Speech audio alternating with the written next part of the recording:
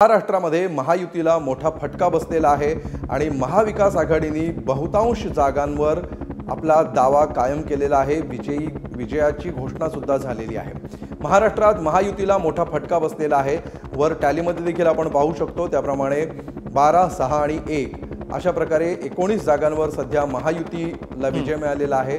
तर मवियाने 28 ठिकाणी सध्या बाजी मारली आहे। सांगलीमध्ये विशाल पाटील यांचा विजय हा देखील भाजपसाठी एक मोठा धक्का आहे। तर एकूणच आपल्याला महायुतीला या निवडणुकीच्या निकालामध्ये महाराष्ट्रामध्ये धक्का बसल्याचं चित्र दिसतंय। ठाकरेंच्या शिवसेनेला 10 तर शरद पवारांच्या राष्ट्रवादी काँग्रेसला 7 जागांवरती यश आलेलं आहे। म्हणजे एकीकडे आपल्याला पवार आणि ठाकरे यांच्यासाठी असलेली सहानुभूतीची लाट या निकालामधनं महाराष्ट्रामध्ये बघायला मिळते।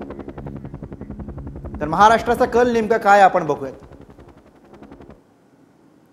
एकूणच महाराष्ट्राचा हा कल आहे 48 जागांसाठीचा, ज्यामध्ये भाजपला 11 जागा, तर शिंदेंच्या शिवसेनेला 5 जागा, अजित पवारांच्या राष्ट्रवादीला 1 जागा आणि 1 जागा जी आहे ती अपक्षांची आहे, विशाल पाटील यांची आहे। दुसरीकडे आपण जर का महाविकास आघाडीबद्दल बोललो तर ठाकरेंच्या शिवसेनेला 11 जागा, शरद पवारांच्या राष्ट्रवादीला 7 जागा आणि त्याचबरोबर काँग्रेसला 12 जागा मिळालेल्या आहेत। वंचितचं खातं महाराष्ट्रामध्ये उघडू शकलेलं नाही आहे। त्यामुळे पारडं जे आहे ते आपल्याला महाविकास आघाडीचं महाराष्ट्रामध्ये जड दिसते आणि महायुतीला आपल्याला सेटबॅक मिळाल्याचं चित्र दिसतंय।